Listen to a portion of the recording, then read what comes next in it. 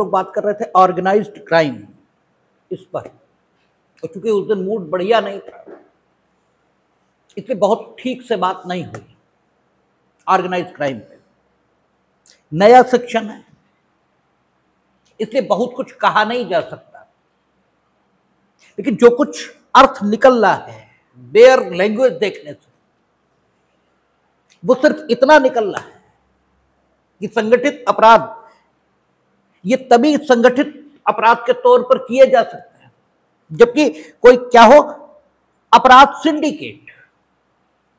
और ये सिंडिकेट शब्द ऐसा है जो व्यापार जगत में अक्सर उपयोग होता है। लोग एक कमर्शियल सिंडिकेट ये खूब बनाते हैं, सिंडिकेट बनाकर व्यापार करना। सिंडिकेट बनाने का मतलब यह हुआ कि कई सारे लोग किसी काम को करने के लिए ये संगठित हुए और उनका उद्देश्य एक पर्टिकुलर काम को करना। तो अपराधियों का यह भी सिंडिकेट ये होता है, 2 4 5 लोग मिले, एक बार उन्होंने अपराध कर दिया। और एक है कि 2 4 5 लोगों का गिरोह, पूरा सिंडिकेट इसी नाते बना हुआ है कि वो विशेष प्रकार के अपराध करेंगे। तो ये जो सेक्शन लाए हैं वो सिंडिकेट के तौर पर अपराध करने के लिए लाए। लेकिन जब आगे इसकी भाषा पढ़ते हैं तो जो दिख रहा है वो ये दिख रहा है कि फिलहाल इस सेक्शन का उपयोग होता नहीं दिख रहा। ठीक है, कुछ सालों तक तो होता नहीं दिख रहा, क्योंकि वो क्या कह रहा है, किसी संगठित अपराध सिंडिकेट के सदस्य के रूप में या ऐसे सिंडिकेट की ओर से एकल रूप से या संयुक्त रूप से सामान्य मति से कार्य करने वाले किसी व्यक्ति या व्यक्तियों के समूह द्वारा कोई सतत विधि विरुद्ध क्रियाकलाप। यानी अगर सिंडिकेट ने एक बार अपराध किया है तो 111 अट्रैक्ट हो ही नहीं सकता। 111 अट्रैक्ट हो इसके लिए सबसे जरूरी चीज सतत विधि विरुद्ध अपराध यह होना चाहिए। और जो अपराध होने चाहिए वो कौन से, जो नीचे उल्लिखित है। कहता है सतत विधि विरुद्ध क्रियाकलाप जिसमें व्यपरण, डकैती, यान चोरी है। ठीक है, हालांकि यान चोरी नाम से आईपीसी में कोई विशेष अपराध अलग से नहीं दिया गया है, लेकिन यहां यान मोटर व्हीकल इससे आशयित है। तो मोटर व्हीकल चोरी तो खूब लोग करते हैं और मोटर व्हीकल चोरी करने वाले लोग अब तक 379 सिर्फ इसी के दोषी होते थे। और 379 में उन्हें दोष सिद्ध करवा पाना, यानी चोरी में उन्हें दोष सिद्ध करवा पाना ये बहुत कठिन होता था।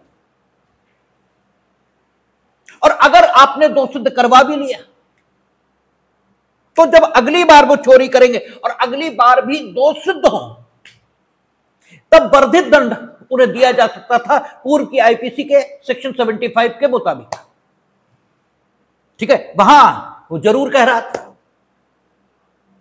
कि अगर अध्याय 12 शायद उसने लिखा था, यानी सिक्कों से संबंधित अपराध और संपत्ति के विरुद्ध अपराध, ये आपने एक से अधिक बार किया है और दोनों बार आप दंडित हो गए तो वर्धित दंड जो शायद 14 वर्ष का कारावास या आजीवन कारावास ऐसे कुछ था, अब उतना याद नहीं रह गया, सेक्शन 75 जो भी था वो आप देख सकते हैं उतना दिया जा सकता था। लेकिन ये दोनों काम बेहद कठिन थे, ये आसान नहीं थे, क्योंकि प्रैक्टिकली चोरी जिसकी होती है उसने अक्सर मोटरसाइकिल चोर को देख ही नहीं रखा होता है। भाई आपने मोटरसाइकिल बाहर खड़ी की या कार बाहर खड़ी की और चोरी चली गई। अब जब पुलिस ने उसको बरामद किया और संबंधित अभियुक्त गणों के विरुद्ध कार्यवाही के लिए आरोप पत्र न्यायालय में प्रेषित किया तो पुलिस जिन कानूनी आवश्यकताओं का पालन करना चाहिए अक्सर उन कानूनी आवश्यकताओं का पालन करती ही नहीं। और जब करती नहीं तो न्यायालय में परिणाम दोष मुक्ति, यही होगा। तो दोष सिद्ध करा पाना यही बहुत कठिन काम था। और अगर दोष सिद्ध एक बार नहीं हुआ तो सजा कितनी, 3 साल, वो भी मैक्सिमम। तो ये बड़ा कठिन था और लगातार जो मोटरसाइकिल या मोटर व्हीकल है उसकी चोरी का अपराध लगातार बढ़ रहा था। इस वजह से चोरी के एक स्पेशल स्पीसी, ठीक है, एक स्पेशल प्रजाति है, उन्होंने क्या की, यहां संगठित अपराध के रूप में शामिल कर दी। और अक्सर आप देखेंगे मोटरसाइकिल चोरों के पूरे गिरोह हैं, उस गिरोह में उनके पकड़े जाने की दशा में जमानत कराने वाले, ठीक है, उनके द्वारा चोरी की गई मोटरसाइकिलों को खरीदने वाले, मोटरसाइकिल चोर, ये सब शामिल हैं। तो एक से अधिक लोगों का गिरोह है, जिनमें से कुछ कबाड़ का काम करते हैं कि मोटरसाइकिल चुराई, वो कट के बिकेगी, ठीक है। तो एक से ज्यादा लोग, अब अगर आपने पकड़ भी लिया तो उसी को तो पकड़ेंगे जिसने चुराई, ठीक है, उसी को तो पकड़ेंगे जिसके पास चोरी की मोटरसाइकिल चाहे पूरी और चाहे उसके पुर्जे अलग अलग करके बरामद हुई, उसी को तो पकड़ेंगे। और ये सारे जो जमानतें कराकर, ठीक है, अगर वो जेल जाते हैं तो उनकी जमानत लेकर और उन्हें सहयोग करते हैं विभिन्न माध्यमों से, और जिसके कारण से वो चोरी का अपराध कर पाते हैं, ये सिंडिकेट पकड़ में कभी आता ही नहीं। इसलिए समय के साथ आपराधिक विधि में बदलाव यह होना ही चाहिए। इसीलिए यह एक सिंडिकेट के तौर पर जो लोग अपराध करते हैं उनके लिए स्पेशली यह सेक्शन लाया। लेकिन चूंकि सतत विधि विरुद्ध अपराध, यह शब्द लिख दिया, इसलिए भविष्य में इसका उपयोग होने की संभावना ये तो दिखती है, लेकिन फिलहाल इसकी उपयोग में आने की संभावना ये दिखती नहीं है, क्योंकि सतत विधि विरुद्ध अपराध, ये इन्होंने स्पष्टीकरण दो इसमें स्पष्ट कर दिया कि किसी व्यक्ति ने सिंडिकेट के तौर पर सतत विधि विरुद्ध अपराध किया है, ये कब कहा जाएगा, ये उन्होंने स्पष्टीकरण 2 में स्पष्ट किया। और स्पष्टीकरण 2 की जो भाषा है ये भी परफेक्ट नहीं है, इसमें भी झंझट खड़ा होने वाला है। देखें क्या कहता है, सतत विधि विरुद्ध क्रियाकलाप से विधि द्वारा प्रतिषिद्ध ऐसा कृत्य अभिप्रेत है जो 3 या अधिक वर्ष के कारावास से दंडनीय संज्ञेय अपराध है, जो किसी व्यक्ति द्वारा या तो एकल या संयुक्त रूप से किसी संगठित अपराध सिंडिकेट के सदस्य के रूप में या ऐसे सिंडिकेट की ओर से जिसके संबंध में एक से अधिक आरोप पत्र 10 वर्ष की पूर्ववर्ती अवधि के भीतर सक्षम न्यायालय के समक्ष दाखिल किए गए। आरोप पत्र शब्द का प्रयोग कर दिया इन्होंने, पुलिस रिपोर्ट शब्द का प्रयोग नहीं है, ठीक है, पुलिस रिपोर्ट नहीं लिखा है, कहा है कि आरोप पत्र 10 वर्ष की पूर्ववर्ती अवधि के भीतर सक्षम न्यायालय के समक्ष दाखिल किए गए द्वारा किया गया है और उस न्यायालय ने ऐसे अपराध का संज्ञान ग्रहण कर लिया है और जिसमें आर्थिक अपराध भी शामिल है। यानी सिंडिकेट ने अपराध किया, और सिंडिकेट अपराध कैसे कर सकता है कि सिंडिकेट के जितने सदस्य हैं सब आपराधिक कृत्य में इन्वॉल्व हुए, एक तरीका। दूसरा तरीका कि सिंडिकेट का एक सदस्य सिंडिकेट की ओर से प्रत्यक्ष रूप से अपराध में शामिल हुआ और सिंडिकेट के बाकी सदस्य उसे सहायता पहुंचा रहे हैं लेकिन प्रत्यक्ष अपराध में भाग नहीं ले रहे, ठीक है, लेकिन सिंडिकेट के सदस्य के तौर पर और सिंडिकेट की ओर से वो संबंधित व्यक्ति अपराध कर रहा है, यह भी तरीका हो सकता है। सिंडिकेट के एक से अधिक सदस्य हैं, सिंडिकेट की ओर से सामान्य मति से काम करते हुए अपराध कर रहे हैं। तीसरा तरीका यह भी हो सकता है, जैसे हमने पिछले क्लास में भी कहा कि जैसे पार्टनरशिप फर्म है तो भागीदारी का कारोबार जितने पार्टनर हैं सब कर सकते हैं। ठीक है, एक भागीदारी के कारोबार में 20 भागीदार हैं, 20 कारोबार के संचालन में भाग लेते हैं। यह भी हो सकता है कि 20 के 20 जिस ढंग का फर्म कारोबार करती है उस ढंग का कारोबार करने में समर्थ और सक्षम हो ही ना, एक पैसा लगाता हो। ठीक है, एक सरकारी मंजूरी जो उस काम के लिए चाहिए वो लेता हो, एक इंजीनियर हो जो अपने सुपरविजन में काम करवाता हो, चौथा श्रमिकों का प्रबंध ये करता हो, पांचवा मौके पर खड़ा होकर काम करवाता हो। ठीक है, तो यह भी हो सकता है कि सारे के सारे भागीदार भाग लेते हो, और यह भी हो सकता है कि सारे भागीदार मिलकर तय कर लें कि कोई एक भागीदार उन सबकी ओर से कारोबार का संचालन करेगा और शेष सारे उसकी आवश्यकता के मुताबिक उसे सहयोग करेंगे। यह भी हो सकता है। यह भी हो सकता है कि एक से अधिक भागीदार सारे फर्म की ओर से कारोबार का संचालन ये करेंगे। तो सेम प्रिंसिपल ये सिंडिकेट के संबंध में, जो आपराधिक सिंडिकेट यहां ठीक है आश्रयित है, इसके संबंध में लागू हो, यह भी हो सकता है। एक व्यक्ति अपराध के सिंडिकेट की ओर से काम कर रहा है, यह पूरा सिंडिकेट अपराध में भाग ले रहा है,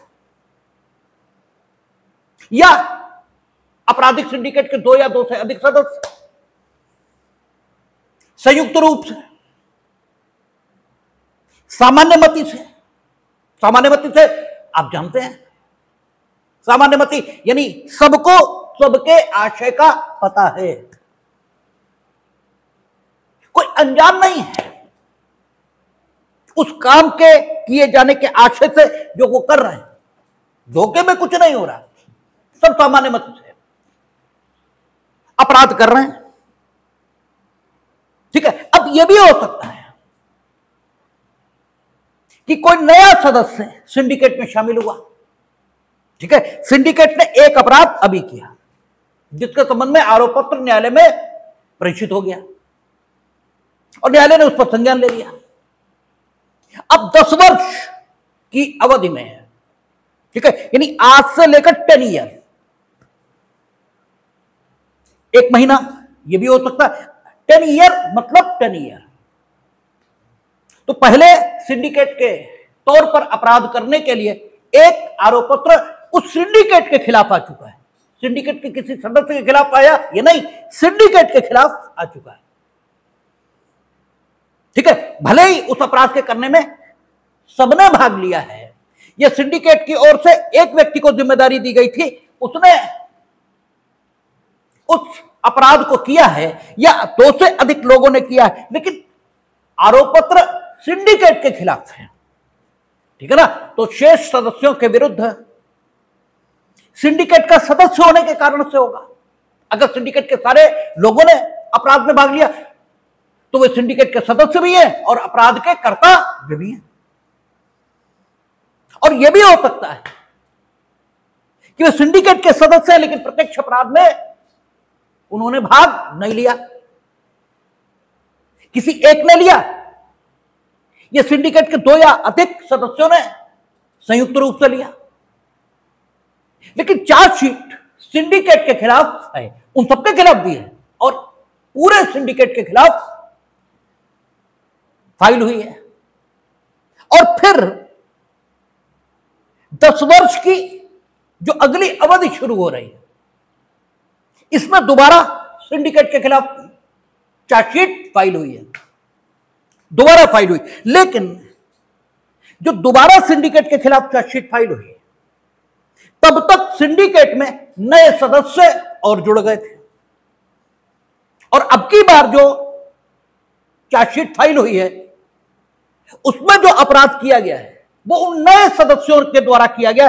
पुरानी वाली जो चार्जशीट है उसमें ये नए सदस्य शामिल नहीं थे, ठीक है ना।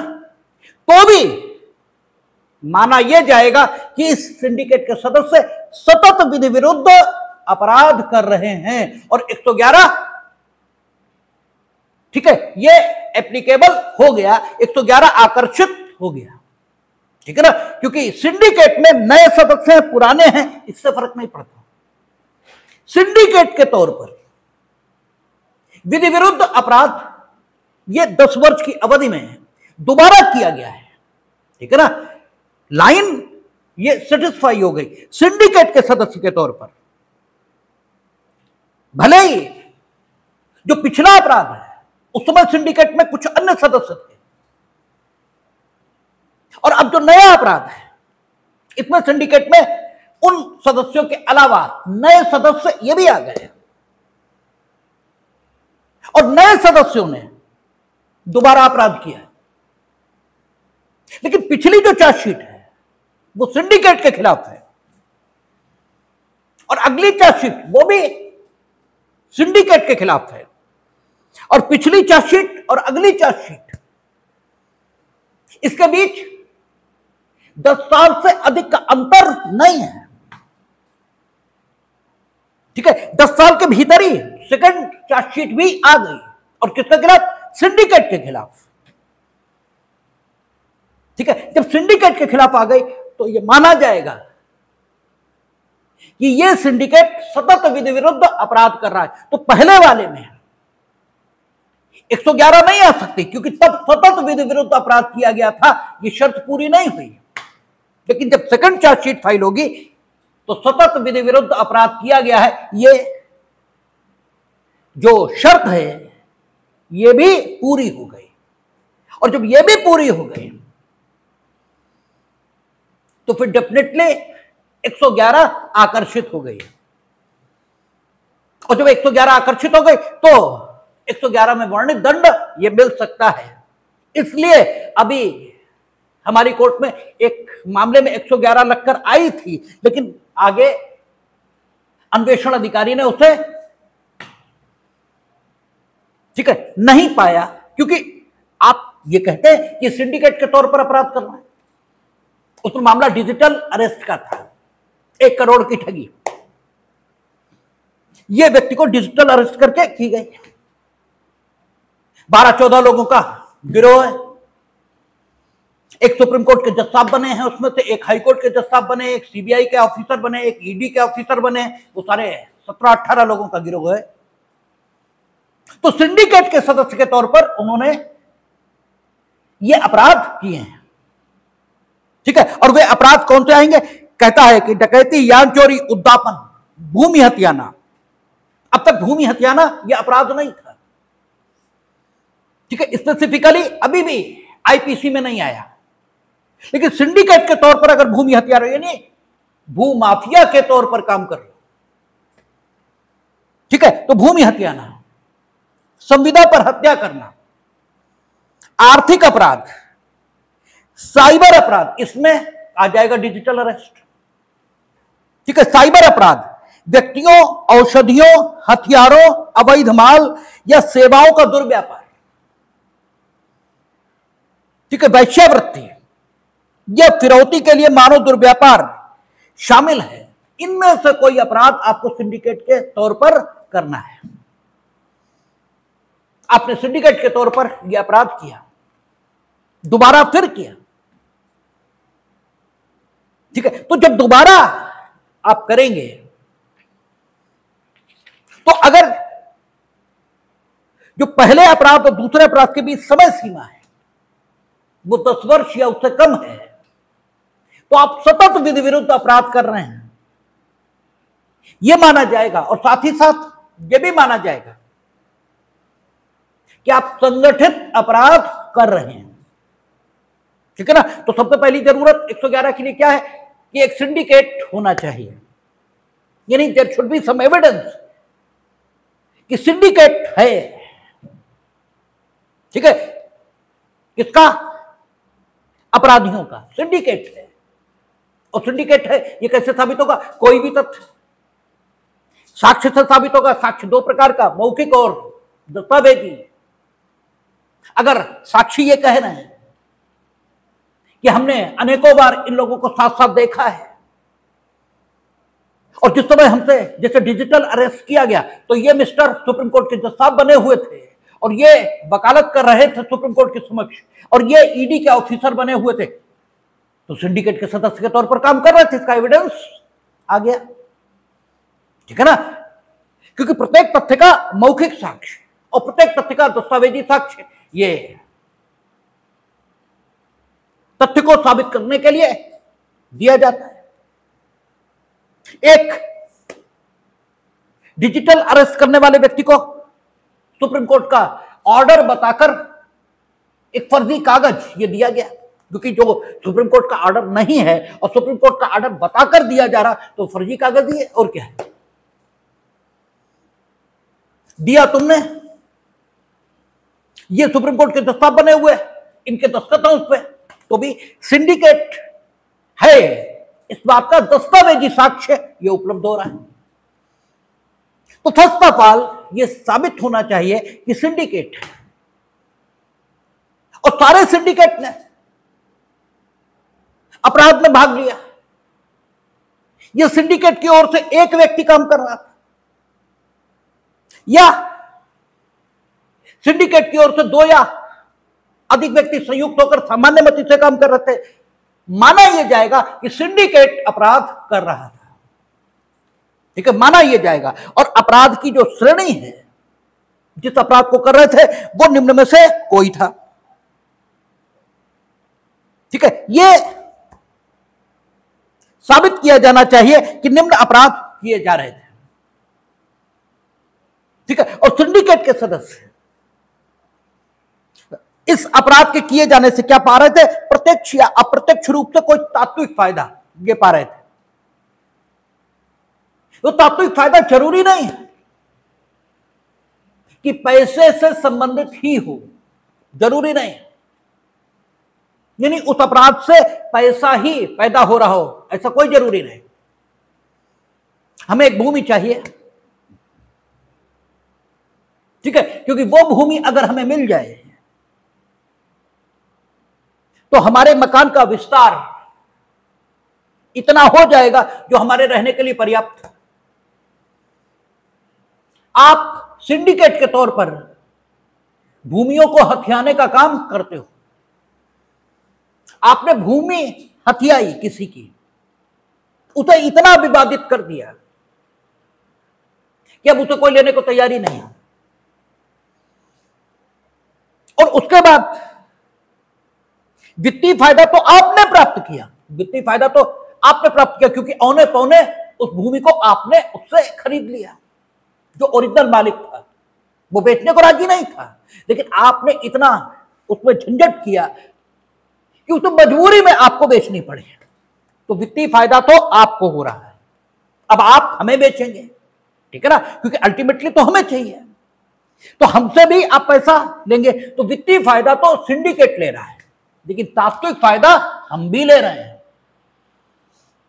ठीक है। इस भूमि के सौदे में वित्तीय फायदा किसे हो रहा, सिंडिकेट को। तात्विक फायदा ये किसे हो रहा, हमें, क्योंकि वो भूमि हमें चाहिए। क्यों, हम एक इंडस्ट्री चला रहे हैं, हमें इंडस्ट्री के लिए जो रॉ मटेरियल हम मंगाते हैं वो हमें गोदाम में रखना पड़ता है, गोदाम का किराया बहुत ज्यादा है। पड़ोस की जमीन अगर हमें मिल जाए तो रॉ मटेरियल रखने के लिए हमें अच्छी भूमि उपलब्ध हो जाएगी।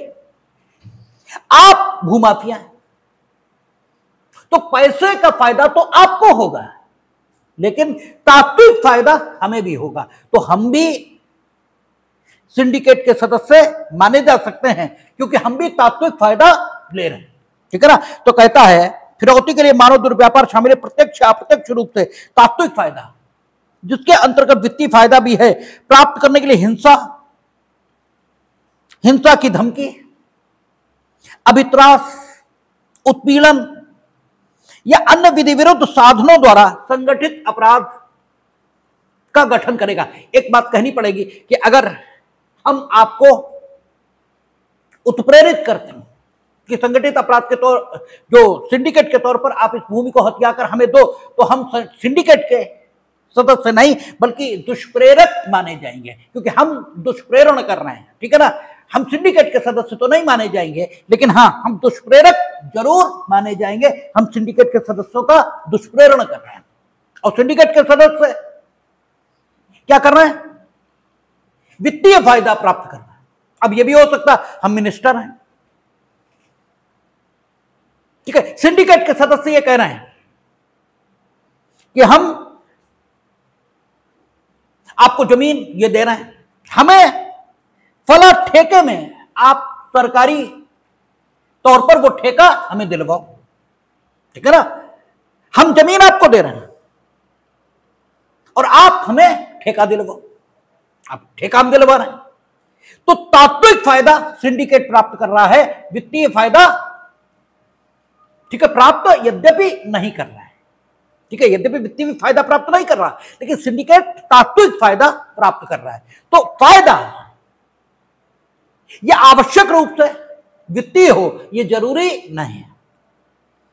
ठीक है, क्या क्या एक सिंडिकेट होना चाहिए, सिंडिकेट की ओर से अपराध हो, चाहे अकेले व्यक्ति के द्वारा किया जाए, चाहे सारे सिंडिकेट के सदस्यों द्वारा किया जाए, और वो अपराध सतत विधि विरुद्ध अपराध की श्रेणी का हो।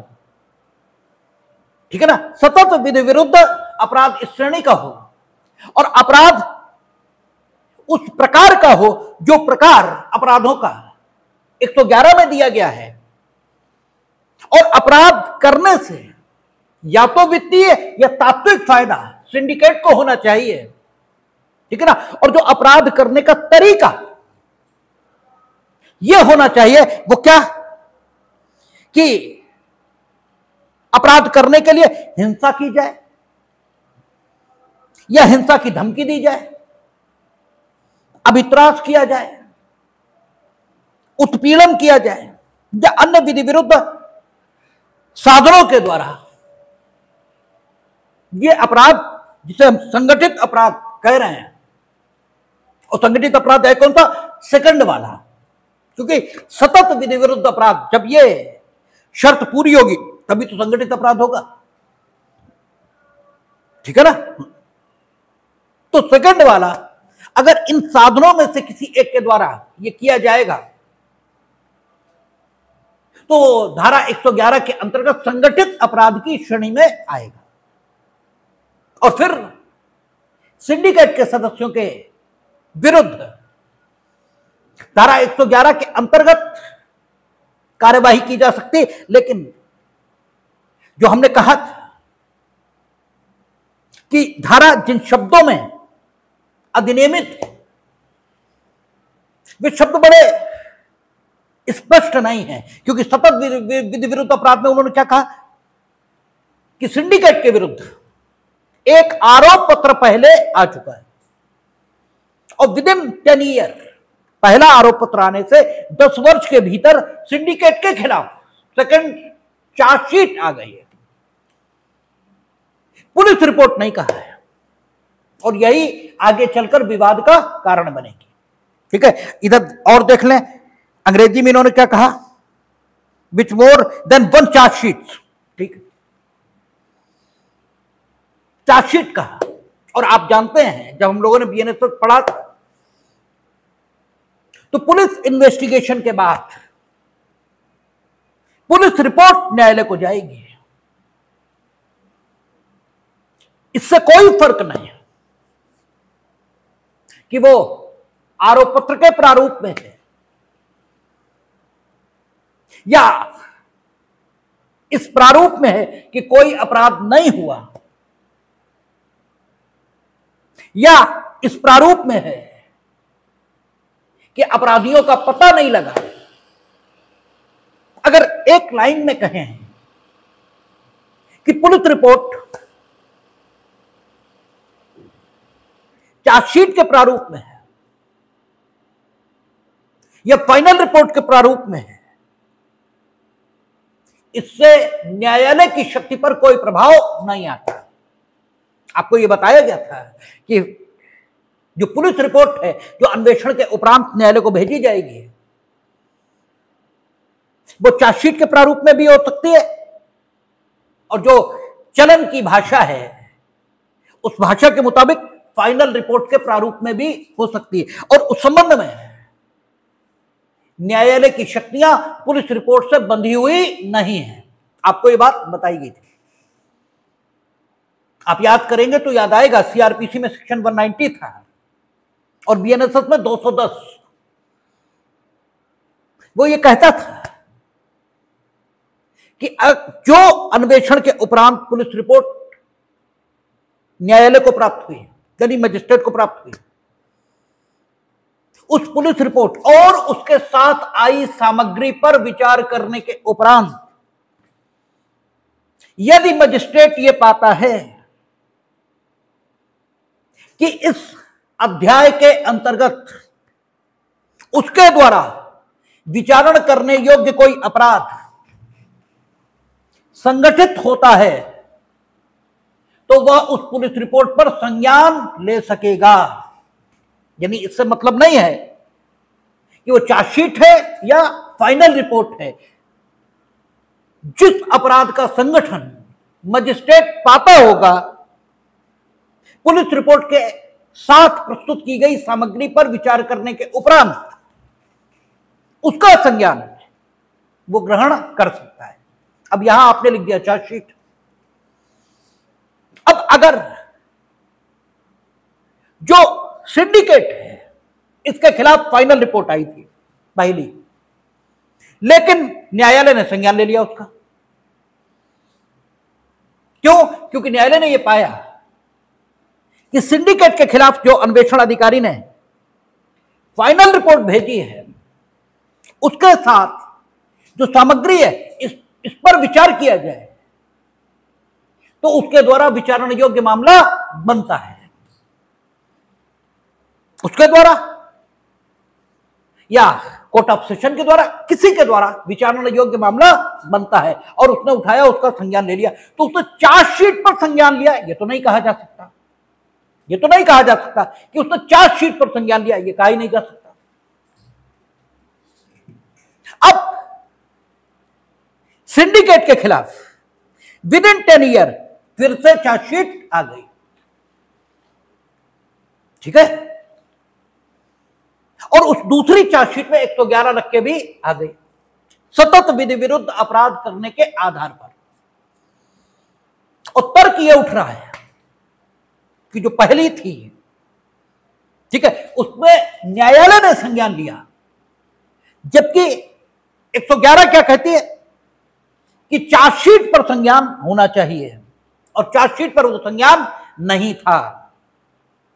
ठीक है ना भाई, पहली बार जो प्रस्तुत हुआ था न्यायालय के समक्ष वो चार्जशीट नहीं थी, वो पुलिस रिपोर्ट थी और फाइनल रिपोर्ट के प्रारूप में थी, लेकिन उसमें न्यायालय ने अपराध का होना पाया था और संज्ञान ले लिया था। लेकिन यह नहीं कहा जा सकता कि पहला संज्ञान चार्जशीट पर था, और जबकि सेक्शन की भाषा कहती है कि सतत विरुद्ध अपराध तब माना जाएगा जब with in 10 year second chargesheet से पहले एक और चार्जशीट आ चुकी हो, चार्जशीट आ चुकी हो और उस पर न्यायालय ने संज्ञान लिया हो, यह कहती है सेक्शन की भाषा। तो हालांकि जो एक वकील के तौर पर हमें दिखाई देता है वो यही दिखाई देता है कि सेकंड को सतत विधि विरुद्ध अपराध मानते हुए सिंडिकेट के खिलाफ संगठित अपराध करने के लिए संज्ञान हो जाएगा, लेकिन एक एनामोली, एक विसंगति ये है, और ये ड्राफ्टिंग की कमी है।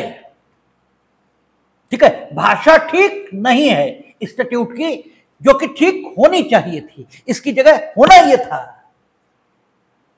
कि पुलिस रिपोर्ट यह प्रस्तुत हो और न्यायालय ने उसका संज्ञान लिया हो, तब बात ज्यादा क्लियर होती। लेकिन चार्जशीट शब्द लिखा हुआ है जो कि मेरी बुद्धि के मुताबिक उतना एप्रोप्रिएट नहीं है, ठीक है ना। तो सिंडिकेट, संगठित अपराध, ये कहता है कि निम्न प्रकार के अपराध व्यक्तियों के द्वारा किए जाने चाहिए और इनसे कोई तात्विक फायदा जिसके अंतर्गत वित्तीय फायदा भी है, यह प्राप्त किया जाना चाहिए। ठीक है, प्राप्त किया जाना चाहिए, यह भी कहना ठीक नहीं है, क्योंकि कहता है कि फिरौती के लिए मानव दुरुपयोग पर प्रत्यक्ष अप्रत्यक्ष रूप से तात्विक फायदा जिसके अंतर्गत वित्तीय फायदा भी है प्राप्त करने के लिए, यह नहीं कहा कि प्राप्त होना ही चाहिए।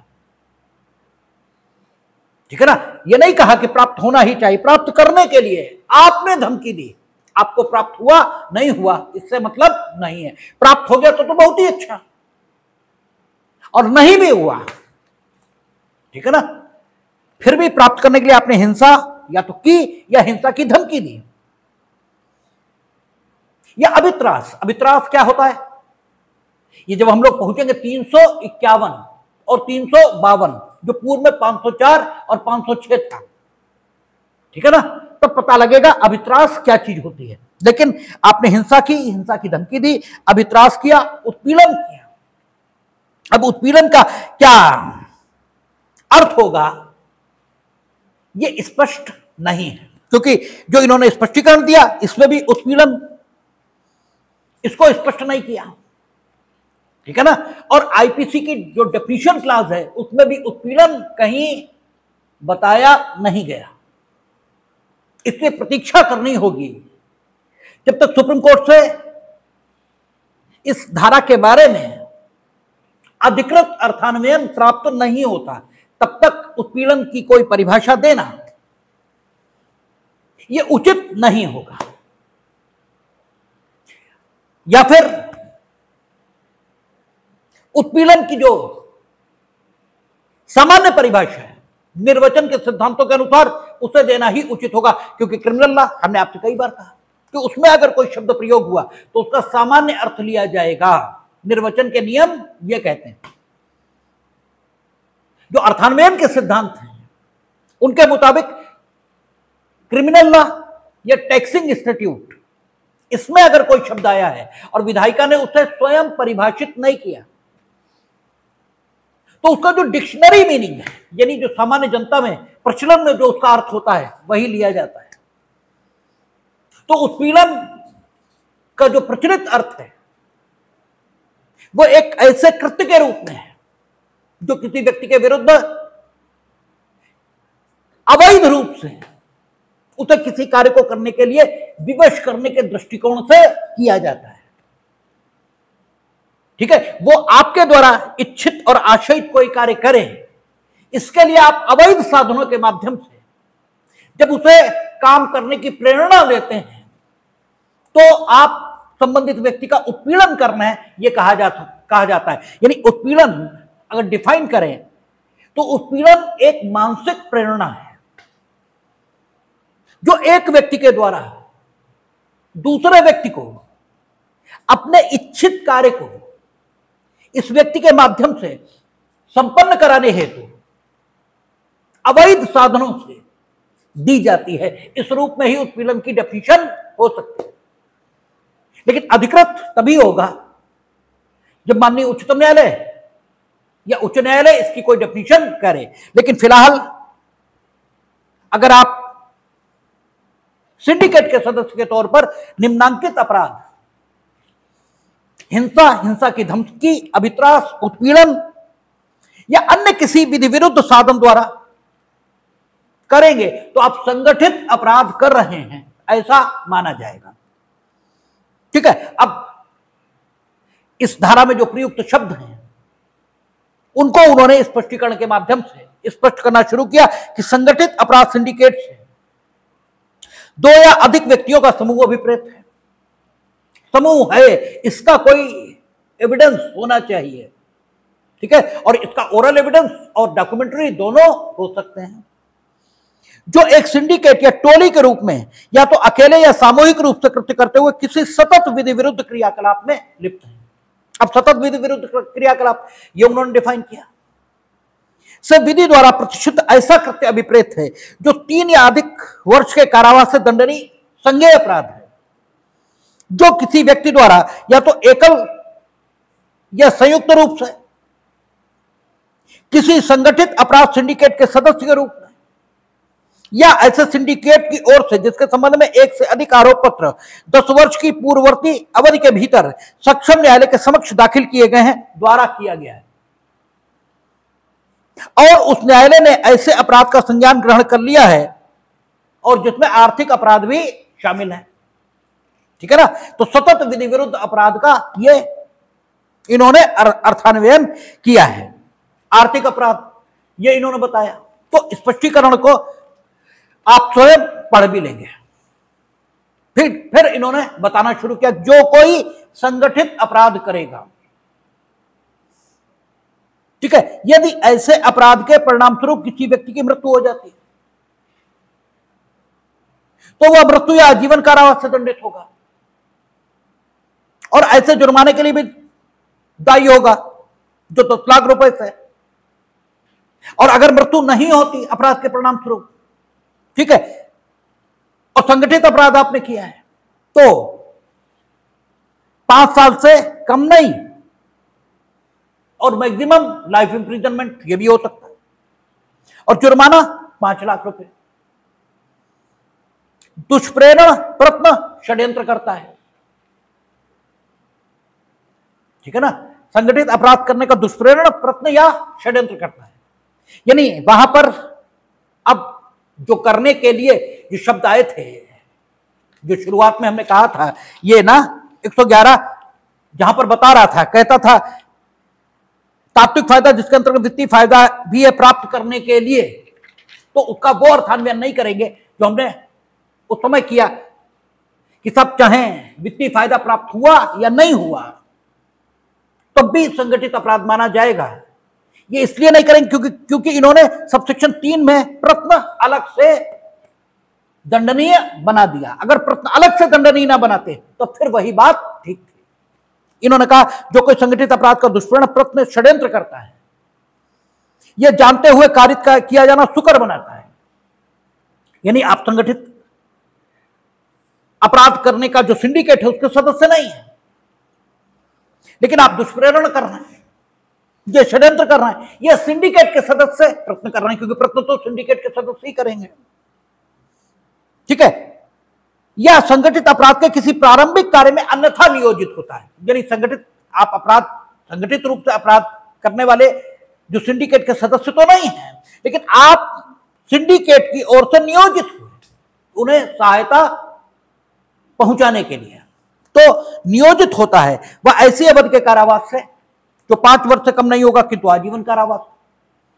यानी दुष्प्रेरण करने वाले, षड्यंत्रकर्ता और प्रयत्न करने वाले, और ऐसे लोग जो सिंडिकेट के सदस्य नहीं हैं किंतु सिंडिकेट के ओर से काम करने के लिए नियोजित हो रहे हैं, उनके लिए दंड की व्यवस्था 111 सबसेक्शन 3 में की गई है।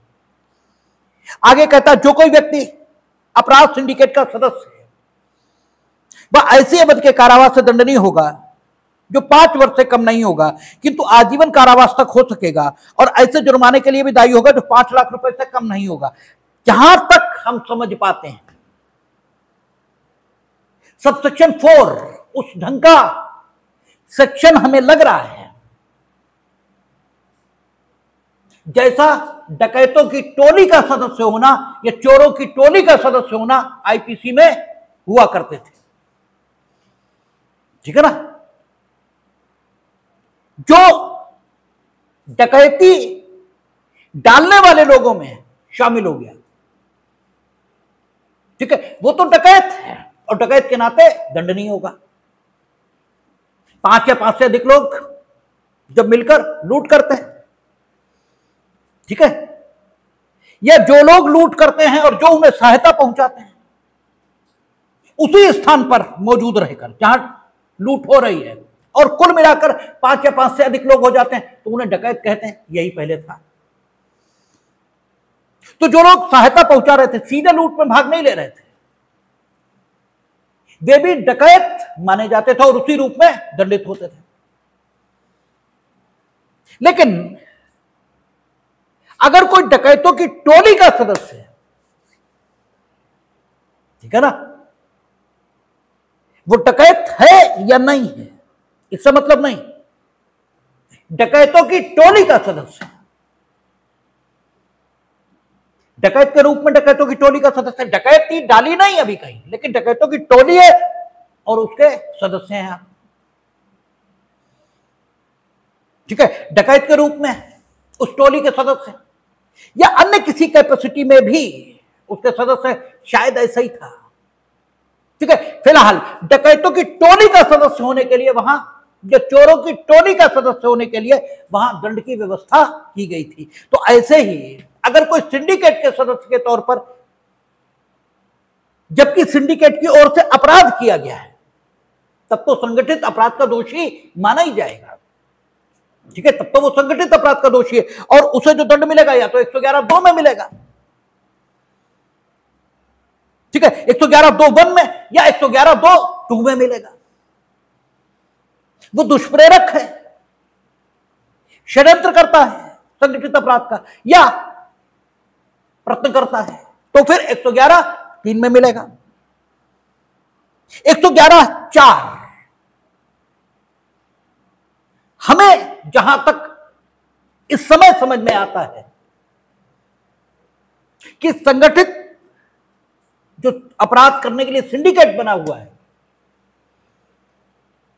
उसने कोई अपराध किया नहीं, लेकिन आप सिंडिकेट के सदस्य हो, यह तय हो गया। यानी जैसे पहले डकैतों की टोली का सदस्य होना, चोरों की टोली का सदस्य होना, डकैती पड़ी नहीं,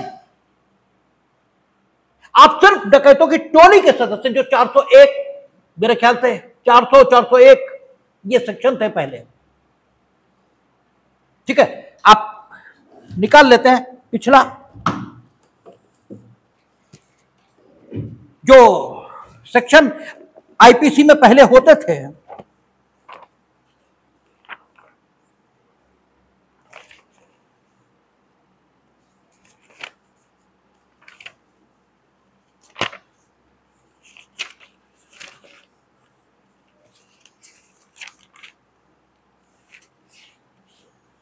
कहता 400 डाकुओं की टोली का सदस्य होने के लिए दंड। जो कोई इस अधिनियम के पारित होने के पश्चात किसी भी समय ऐसे व्यक्तियों की टोली का होगा जो अभ्यासतः डकैती करने के प्रयोजन से संयुक्त, आप टोली के सदस्य हैं, आप खुद भी डकैत हैं, यह अलग बात हुई, तब भी आप डकैतों की टोली के हैं, उससे संयुक्त हैं और डकैतों के लिए खाना बनाते हैं, उनके घोड़ों की सेवा करते हैं, तो भी डकैतों की टोली से आप सहयुक्त हैं और आप 400 में इस कैपेसिटी में दंडनीय होते थे। 401 कहता चोरों की टोली का होने के लिए दंड। जो कोई इस अधिनियम के पारित होने के पश्चात किसी भी समय ऐसे व्यक्तियों की किसी घूमती फुर्ती या अन्य टोली का सदस्य होगा, तो हम जहां तक समझ पाते हैं कि 111(4) का संबंध ऐसी ही बात से होना चाहिए, क्योंकि अगर सिंडिकेट के सदस्य के तौर पर आपने अपराध किया है तब तो 111(1), 111(2) आ ही गया। प्रयत्न, षड्यंत्र करता है या दुष्प्रेरक है आप, तो भी 111(2) आ गया, वो 111(3) आ गया। 111(1) में तो डेफिनेशन है, 111(2) में करने पर आएगा और 111(3) में प्रयत्नकर्ता, अबेटर और कॉन्स्पिरेटर ये आएंगे। तो 111(4) कहता कोई व्यक्ति जो संगठित अपराध सिंडिकेट का सदस्य है। इन शब्दों से जहां तक हम समझ पाते हैं यही आशयित है कि आप सिंडिकेट के सदस्य हैं, बस इतना साबित किया गया। वह ऐसे अवधि के कारावास से दंड नहीं होगा जो 5 वर्ष से कम नहीं होगा, किंतु आजीवन कारावास तक का हो सकेगा और जुर्माने के लिए भी दायी होगा जो 5 लाख रुपए से कम नहीं होगा। और जिसने संगठित अपराध किया है उसे आप संश्रय दे रहे हो, और जिसे आप संश्रय दे रहे हो वो ना तो आपकी पत्नी है ना आपका पति है। तब 111(5) ये आएगा और संश्रय में आपको बताया गया था आने जाने के साधन ये उपलब्ध कराना, खाना देना, ठीक है, भोजन वस्त्र आवास, आने जाने के साधन, छिपने के साधन, कानून से बचने के साधन, ये सब उपलब्ध कराना संश्रय के अंतर्गत आता है। आप संश्रय दे रहे हो जिसने संगठित अपराध किया है, तो आप 111(5) के दोषी हो सकते हैं और आपको जो सजा मिलेगी वो 5 वर्ष मिनिमम, आजीवन कारावास मैक्सिमम, जुर्माना 5 लाख। ठीक है। और संगठित अपराध के आगमों से व्युत्पन्न या अभिप्राप्त, यानी संगठित अपराध से ही वो संपत्ति प्राप्त की गई है, या संगठित अपराध से जो संपत्ति प्राप्त हुई उसका व्ययन करके जो आगम आपके पास आए, उनसे जो संपत्ति आपने प्राप्त की, वह संगठित अपराध की संपत्ति से व्युत्पन्न संपत्ति इस डेफिनेशन में आएगी। आपने हेरोइन का कारोबार, हेरोइन तो हालांकि नहीं है, मादक पदार्थों का कारोबार इसमें नहीं है। आपने फिरौती ये वसूली, और फिरौती से खेत खरीदा, तो जो कृषि योग्य भूमि है वो संगठित अपराध की संपत्ति से व्युत्पन्न अचल संपत्ति ये मानी जाएगी। ठीक है ना। तो कहता है कि व्युत्पन्न या अभिप्राप्त या संगठित अपराध के माध्यम से अर्जित की गई किसी संपत्ति पर कब्जा रखता है। ठीक है, स्वामित्व तो रखता है, उसने ये नहीं कहा, उसने कहा किसी संपत्ति पर कब्जा रखता है, यानी अगर मैनेजर भी हैं आप ऐसी संपत्ति के, ठीक है, प्रबंधक के नाते भी कब्जा रखते हैं, सेवक के नाते भी कब्जा रखते हैं कि संपत्ति पर जो संगठित अपराध से अर्जित की गई है, यानी आप ये जानते हैं कि ये संगठित अपराध से अर्जित की गई है। अगर नहीं जानते, आप सिर्फ सेवक के नाते कब्जा बनाए हुए हैं, आपको ये नहीं मालूम कि संगठित अपराध से अर्जित की गई, व्युत्पन्न है या प्राप्त की गई है, तो कोई बात ही नहीं, तो आप 111(6) के दोषी नहीं। वह संपत्ति जो संगठित अपराध से अर्जित है, व्युत्पन्न है या अभिप्राप्त की गई है, उस पर जो कब्जा रखे, यानी यू मस्ट नो, आपकी जानकारी में होनी चाहिए ये सारी बात। और अगर जानकारी में फिर भी आप कब्जा बनाए हुए हैं, ठीक है, तो फिर जो सजा मिलेगी वो 3 साल से कम नहीं होगी, आजीवन कारावास तक जा सकती है, जुर्माने के लिए भी दायी होगा और 2 लाख रुपए तक का जुर्माना ये लगेगा। ठीक है। यदि कोई व्यक्ति कब्जा नहीं रखता फॉर द टाइम बीइंग, ये जानते हुए कि सिंडिकेट द्वारा अर्जित संपत्ति है, संगठित अपराध के माध्यम से अभिप्राप्त की गई व्युत्पन्न संपत्ति है, उस पर कब्जा रखेगा थोड़े समय के लिए भी। कहता है यदि कोई व्यक्ति संगठित अपराध सिंडिकेट का सदस्य की ओर से या किसी भी समय ऐसी किसी भी जंगम या स्थावर संपत्ति को कब्जे में रखता है जिसका वह समाधानप्रद लेखा नहीं दे सकता है, वह ऐसी अवधि के कारावास से दंडनीय होगा जो 3 वर्ष से कम का नहीं होगा, किंतु जो 10 वर्ष तक की हो सकेगी, और ऐसे जुर्माने के लिए दायी होगा जो 1 लाख रुपए से कम नहीं होगा। यानी 2 बातें होनी चाहिए, आपके पास जो संपत्ति है वो सिंडिकेट के सदस्य की ओर से, कहता है जो कोई व्यक्ति संगठित अपराध सिंडिकेट के सदस्य की ओर से या किसी भी समय ऐसी किसी जंगम या स्थावर संपत्ति को कब्जे में रखता है, वो संपत्ति सिंडिकेट ने संगठित अपराध के माध्यम से प्राप्त की या नहीं, इससे मतलब नहीं है, इससे मतलब ही नहीं है, लिखा ही नहीं है। संगठित अपराध करने वाले सिंडिकेट का जो सदस्य है उसकी ओर से आपने किसी भी समय किसी संपत्ति का कब्जा ये धारित कर रखा और उसका समाधानप्रद लेखा आप नहीं दे पा रहे। क्यों है आपके पास? ठीक है ना। जो विधायक गण होते हैं वो समाज की जो वर्तमान स्थिति है, ठीक है, उसी को देखकर कानून ये बनाते हैं। अक्सर है क्या, कहने में बुराई नहीं है, ऐसा है एज ए एडवोकेट आपको फीस लेनी चाहिए, ठीक है ना, मुवक्किल के बचाव के लिए। लूट के माल में हिस्सा नहीं लेना चाहिए, ठीक है, चोरी के माल में हिस्सा नहीं लेना चाहिए।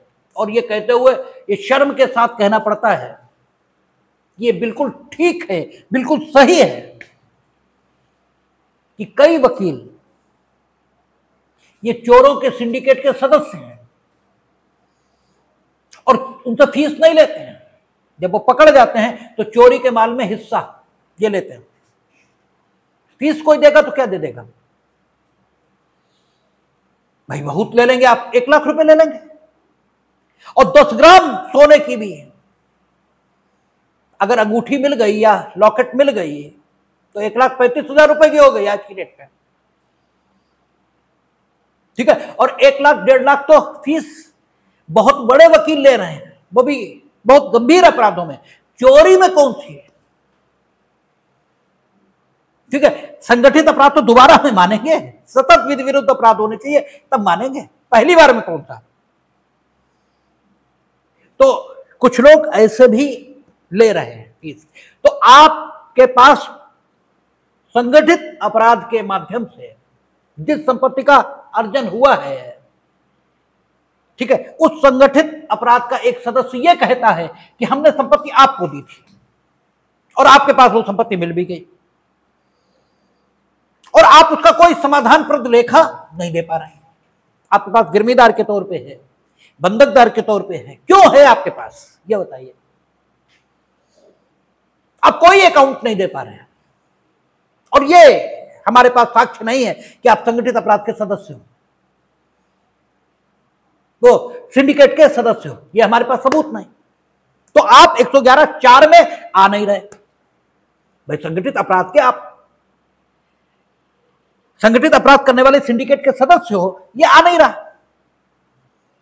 संपत्ति आपके पास मिली है, संश्रय आपने दिया नहीं, दुष्प्रेरण आपने किया नहीं, षड्यंत्र में आप शामिल नहीं, प्रयत्न आपने किया नहीं, सिंडिकेट के सदस्य के तौर पर अपराध किया नहीं, कुछ किया नहीं, लेकिन संपत्ति आपके पास मिली है और वो संपत्ति सिंडिकेट के सदस्य की ओर से आपने उस पर कब्जा बनाया था, यह साबित हो गया। क्योंकि सिंडिकेट के सदस्य ने इन्वेस्टिगेशन के दौरान सेक्शन 27 में जब पुलिस पूछताछ कर रही थी तो पुलिस को तथ्य उद्घाटित किया। भाई सेक्शन 27 में जो पुराना एविडेंस एक्ट है उसका जो सेक्शन 27 है उसमें जो नया तथ्य है सामने आया है ड्यूरिंग इन्वेस्टिगेशन, वो भले ही संस्वीकृतिकारक कथन इसके भाग के रूप में सामने आया हो तो भी संस्वीकृतिकारक कथन यह हटा दिया जाएगा, शेष ग्राह्य हो जाएगा। उसने ड्यूरिंग पुलिस इन्वेस्टिगेशन बताया कि अमुक आदमी के पास हमने संगठित अपराध से जो संपत्ति अर्जित की थी वो रखी है। और जब आपके यहां सर्च ली गई है तो संगठित अपराध का वो आर्टिकल बरामद भी हो गया, जिसको संगठित अपराध के माध्यम से जिस संपत्ति को अर्जित किया गया तो वो आपके मिली भी है। और आपसे पूछा जा रहा आप क्या कैसे आई, क्यों आई, तो आप कोई समाधानप्रद लेखा नहीं दे पा रहे, ठीक है। तो फिर ये प्रद्युम्न होगा, ठीक है। कहता जिसका वो समाधानप्रद लेखा नहीं दे सकता वह ऐसी अवधि के कारावास से दंडनीय होगा। बस इतना ही काफी है कि आपके कब्जे से मिली और आपने समाधानप्रद लेखा नहीं दे पाया है, बस बात खत्म हो गई। इतना ही सिर्फ जरूरी है। उसके बाद आपको कितना 3 साल मिनिमम और 10 साल मैक्सिमम और 1 लाख तक के जुर्माने से दंडित यह किया जाता है। यानी संगठित अपराध जो नया सेक्शन आया है इसका अर्थान्वयन अब तक जो हम कर पाए वो ऐसा है कि बड़ा कठोर ढंग का उपबंध यह आया है। एक तो हर सब सेक्शन में जहां भी दंड के सेक्शन दिए हैं 111, 2, 3, 4, 5, 6 और 7 सब में मिनिमम दंड प्रोवाइड है, सब में। और जब न्यूनतम दंड प्रोवाइड होता है तो मामला बेहद कठिन हो जाता है। 111(2) में तो मुख्य अपराधी को उन्होंने दंड दिया, 3 में दुष्प्रेरक षड्यंत्रकर्ता प्रयत्नकर्ता इसको दिया है, 4 में जो सिंडिकेट का सदस्य है उसको, 5 में संश्रय आपने दिया, 6 में संपत्ति, ठीक है, ये आपने कब्जे में रखी है। और 7 में संपत्ति का कब्जा आपने धारित किया है, सिंडिकेट के सदस्य की ओर से, और लेखा आप दे नहीं पा रहे, और 1 लाख से ऊपर ही, यानी मिनिमम 1 लाख का जुर्माना ये है। तो अगर देखें तो बड़ा कठोर ढंग का उपबंध ये लाए हैं संगठित अपराधों के लिए। हालांकि अभी तक इस धारा के अंतर्गत मामले दर्ज नहीं हुए हैं, लेकिन with in 10 year second chargesheet आनी चाहिए। तो हमें लगता है 4-6 महीने में आना शुरू हो जाएगा, और जब ये सुप्रीम कोर्ट से डिफाइन होकर आएगा तो और रिफाइंड वे में आएगा। फिलहाल जो कुछ समझ में आता है देखकर वो हमने आपके सामने रखा। ये भी हो सकता है जब वेल डिफाइंड होकर सुप्रीम कोर्ट से आए तो इसमें बहुत सारी बातें बदल जाएं, ये भी संभव है, लेकिन जो आज की तिथि पर समझ में आता है वो बात आपके सामने रखी है। ठीक है, ये हुए बड़े अपराध। और 112 छोटे संगठित अपराध, इसकी बात कर रहा है। कह रहा जो कोई समूह या टोली का सदस्य होते हुए, यानी सिंडिकेट उसने बना रखा है, या तो एकल रूप से या संयुक्त रूप से चोरी, झपटमारी, ये नया अपराध आया। जब चोरी पर हम लोग पहुंचेंगे तो देखेंगे झपटमारी का डेफिनेशन। चोरी, झपटमारी, छल, टिकटों के अपराधिकृत रूप से विक्रय। पहले तो अब आप लोगों ने तो वो युग ही नहीं देखा जब सिनेमा के टिकटों की ब्लैक हुआ करती थी, क्योंकि आप लोग जब पैदा हुए तब तो मनोरंजन के क्षेत्र में क्रांति ये आ चुकी थी। ठीक है, 20 चैनल, हजारों चैनल ये मौजूद है। जब हम आपकी उम्र में थे तो खाली दूरदर्शन ये आता था, और जब हम बहुत छोटे थे तब तो टीवी पूरे शहर में अगर आप ढूंढते तो 10-5 भले ही मिल जाते। लेकिन जब हम हाई स्कूल इंटर में आ गए थे तब टीवी ब्लैक एंड व्हाइट ये अक्सर घरों में उसी रेशियो में आ गए थे जिस रेशियो में आजकल सोलर पैनल लगा हुआ है घरों में। जिस अनुपात में आज सोलर पैनल लगा है उस अनुपात में जब हम हाई स्कूल इंटर में आए थे तब ब्लैक एंड व्हाइट टीवी ये आए थे। और उस समय केवल इतवार, संडे, ये दिन ऐसा होता था कि 8 बजे दूरदर्शन शुरू होता था और 2-2:30 बजे तक चलता था। उसके बाद 5:15 से शुरू होता था और रात में 12-12:30 बजे तक चलता था। शेष दिनों में शाम को 5:15 बजे दूरदर्शन शुरू होकर रात में 9:30-10 पे बंद हो जाता था। उसके बाद कालांतर में जब हम आ गए बीए, एलएलबी इसमें आ गए थे तब ये जी और इस सब की शुरुआत हुई थी। आपने तो वो युग ही नहीं देखा। ठीक है, तो उस युग में सिनेमा के टिकट ब्लैक हुआ करते थे। उसी युग में जितेंद्र, धर्मेंद्र, अमिताभ बच्चन ये सब सुपरस्टार हुए, राजेश खन्ना, विनोद खन्ना वगैरह है। तो आज तो टिकट सिनेमा कोई पूछ ही नहीं रहा। लेकिन अब रेलवे के टिकट, हवाई जहाज के टिकट, इनके अपराधिकृत ब्लैक खूब हो रहे हैं। ठीक है, सारा अभी रिजर्वेशन खुला, अभी सारे के सारे टिकट हम ही ने खरीद लिया और बेच रहे हैं बैठे मनमाने दामों पर। तो उसे भी लाए हैं कि टिकटों के अपराधिकृत रूप से बिक रहे हैं। कोई टिकट उन्होंने विशेष नहीं कहा, टिकट का मतलब टिकट है। ठीक है, टिकटों का अपराधिकृत रूप से विक्रय, अपराधिकृत शर्त लगाने या जुआ खेलने, लोक परीक्षा प्रश्न पत्रों का विक्रय या कोई अन्य समरूप आपराधिक कार्य कारित करता है। अब ये समरूप आपराधिक कार्य, इसकी व्याख्या क्या होगी? यह भी इस समय कुछ नहीं कहा जा सकता कि समरूप और आपराधिक कार्य, इसकी क्या व्याख्या है। ठीक है, अगर इसे देखें तो ये सब संपत्ति के विरुद्ध अपराध है और कहीं ना कहीं छल इनमें इन्वॉल्व हो रहा है और व्यक्तिगत फायदा व्यक्ति को कहीं ना कहीं हो रहा है। तो या तो समरूप फायदा इसी रूप में लेंगे, जैसे गहने दुगने कर देना, ठीक है, आप लोग तो कई लोग गहने दुगने करवा देते हैं ना, ठीक है, तो गहने दुगने करवा देना ये इसके अंतर्गत आ सकता है। एक नया अपराध शुरू हुआ है, हमारे यहां तो कई 4-6 आई चार्जशीट, हमारे यहां तो नहीं आई, मतलब हमारे यहां तो बेल आई, क्योंकि हमारा सेशन कोर्ट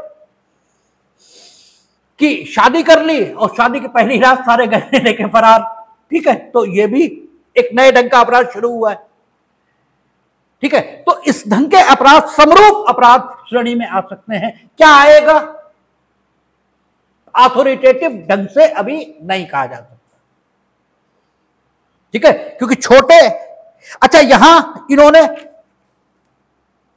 ये नहीं कहा सतत विधि विरुद्ध अपराध, ये शब्द नहीं है। इसका मतलब सिंडिकेट के सदस्य के तौर पर अगर ये अपराध किए गए हैं तो 112 आ सकता है, ठीक है। स्पष्टीकरण कहता है इस उपधारा के प्रयोजन की चोरी में चालाकी से चोरी, अब देखिए वही चीज आने लगी है, यान, निवास गृह या कारावार परिसर कार्गो से चोरी, पॉकेट मारना, कार्ड स्किमिंग, शॉप लिफ्टिंग के माध्यम से चोरी और स्वचालित टेलर मशीन की चोरी शामिल है। जो टेलरों की मशीन है वो भी चुरा लेते हैं खूब, स्वचालित जो होती है ऑटोमेटिक, वो सब शामिल है। यानी स्पष्टीकरण का जो नेचर है इंक्लूसिव है, ठीक है। तो ये समरूप अपराध क्या आएगा इसको नहीं कह सकते अभी, लेकिन जहां तक हमें समझ में आता है ये सारे संपत्ति के विरुद्ध है और साथ ही साथ सब में कहीं ना कहीं छल इन्वॉल्व है। तो छल के माध्यम से जब चोरी की जाए और फायदा संपत्ति खुद को पहुंचाया जाए तो संभवतः समरूप अपराध माना जाएगा, जहां तक हम समझ पाते हैं मामले को वहां तक। शेष तो जब आधिकारिक आएगा तभी कहा जा सकता है, ठीक है। कहता जो कोई छोटा संगठित अपराध करता है वह ऐसी वर्ग के कारावास दंड होगा जो 1 वर्ष से कम मिनिमम यहां भी ले आए, किंतु 7 वर्ष तक हो सकेगी और जुर्माने के लिए भी दायी होगा। तो ये संगठित अपराध।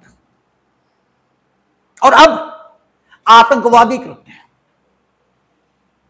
और हम बड़े प्रसन्न हैं कि पहली बार लेजिस्लेचर ने अथॉरिटेटिव ढंग से डिफाइन करने का प्रयास किया है कि टेररिस्ट एक्ट कहते किसको। जैसे लोग कह देते ना कि नाथूराम गोडसे दुनिया का पहला आतंकवादी था, बिल्कुल नहीं था, वो हत्यारा था, वो हत्यारा था, ठीक है। उसका उद्देश्य वो नहीं था जो आतंकवादियों का होता है। वो आतंकवादी डिफाइन करेंगे उद्देश्य के नाते, कहेंगे भारत की एकता को, भारत की अखंडता को, भारत की सुरक्षा को,